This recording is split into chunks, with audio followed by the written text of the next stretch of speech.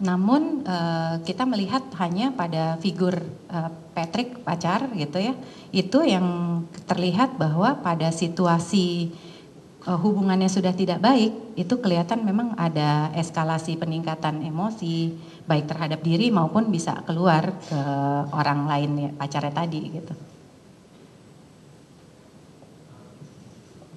Berkaitan dengan apa ya, saya masih belum bisa memahami, artinya kekerasan ataupun suatu tindakan yang dilakukan terhadap dirinya sendiri itu apakah merupakan sebuah tindakan yang menjadi tujuan atau suatu tindakan untuk menarik perhatian?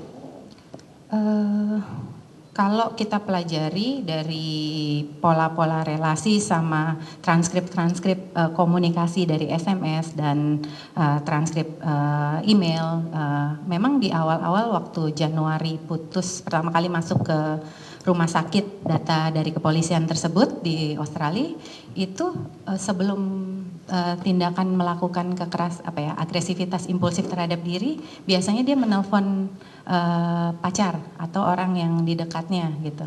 Nah, kita melihat mungkin ya tadi butuh perhatian karena semua rekan kerjanya bilang bahwa Jessica tuh anak yang baik, menyenangkan, typical Asian girl dibilangnya, yang sangat tertutup, ramah pada orang lain gitu. Mereka nggak pernah melihat ada yang salah dengan Jessica. Baru kaget waktu memang masuk rumah sakit, waktu tadi ada kemarahan-kemarahan yang baru muncul di akhir-akhir. Nah itu mereka melihatnya memang ada hubungannya dengan putus pacarnya tadi. Ada reaksi impulsif tadi ya, itu jadi ditunjukkan, tapi sebelum melakukan reaksi impulsif tadi dia memberitahu dulu ya? Ada beberapa kali yang memang kalau di hari yang sama itu kan ada catatan-catatan telepon. Menurut pendapat ahli, reaksi yang demikian itu apakah suatu reaksi yang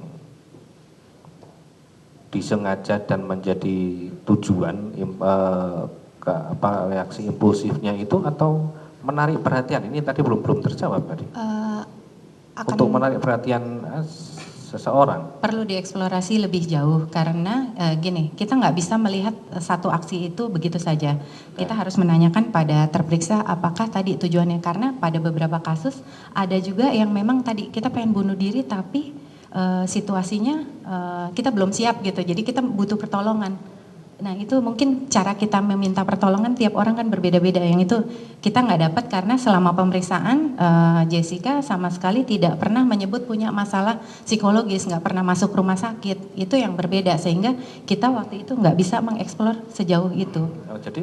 Jadi ada sebuah makanya kita memasukkan ini hanya riwayat. Mungkin yang bisa tahu itu Bapak bisa tanyakan langsung pada psikiater yang memeriksanya di rumah sakit Royal. Jadi ada perbedaan keterangan ya yang ahli dapatkan ya. Artinya kalaupun tadi ada data ternyata ada sebuah tindakan tadi, tetapi dalam melakukan wawancara sempat tidak diutarakan kepada ahli, tidak diutarakan atau dielakkan, artinya sebuah pengingkaran. Ketika tadi tidak mendapatkan informasi tadi itu karena dielakkan atau tidak dielakkan, itu berarti ya tidak disampaikan atau diingkari. Nah, kalau yang itu juga Pak, kita nggak bisa bedain apakah seorang itu mengingkari atau enggak. Yang tahu hanya dirinya sama Tuhan biasanya. Ya, artinya tadi kan sudah jelaskan bahwa ternyata ahli tidak dalam melakukan observasi lah tadi itu ya, bahasa saya observasi itu ternyata tidak melihat atau mendengar keterangan tersangka terdakwa ya waktu itu tentang peristiwa apa yang dialami. Nah itu tidak mendapatkan itu karena kita menanyakan sih Pak sebenarnya apakah punya pacar gitu. Dia cerita punya 2 pacar dan waktu itu hubungannya putus biasa-biasa aja, nggak pernah ada masalah. Jadi itu semua terekam dan bahkan kita juga kita minta Jessica untuk menuliskan apakah pernah punya riwayat gangguan psikologis, sakit seperti asma atau apa, dia semua menulis tidak. Jadi kita percaya pada fakta dari 2 data ini memang berbeda. gitu. Termasuk waktu dari kepolisian ada temuan obat, kita juga menanyakan apakah ini obat Jessica? Oh enggak, saya nggak pernah punya obat, dia bilang seperti itu ya. Kita hanya menuliskan apa yang kita temukan. Jadi kita hanya menuliskan itu sebagai inkonsistensi. Nah, kenapa kami perlu ke sana untuk membuktikan apakah betul ada penggunaan obat ini? Karena kan kalau di kami di Indonesia yang ditemukan itu obat-obat antidepresan tentunya bukan sesuatu yang bisa didapatkan langsung dibeli misalnya. Dari sekian observasi dan hal-hal yang dipertanyakan ataupun diperoleh oleh ahli ya, ada istilah inkonsistensi tadi. Nah, inkonsistensi itu apakah merupakan suatu pengingkaran atau kebohongan atau bukan? Kami nggak bisa membedakan apakah ini bohong atau tidak, tapi yang jelas ada perbedaan data-data yang antara yang dibicarakan dengan apa yang kita temukan, seperti itu. Itu bukan tidak bisa Mungkin kita perlu bertanya pada terperiksa gitu. Kalau ini apakah tadi saat ada inkonsistensi data kan bisa beberapa kemungkinan Pak, ada DD kalau kita bilang differential diagnosis, apakah tadi yang Bapak anggap pengingkaran atau dia lupa atau dia tadi nggak nyaman untuk membicarakan. Kita nggak pernah tahu karena kita temukan berdasarkan telusur dan biasanya kalau ada itu kita pun menanyakan.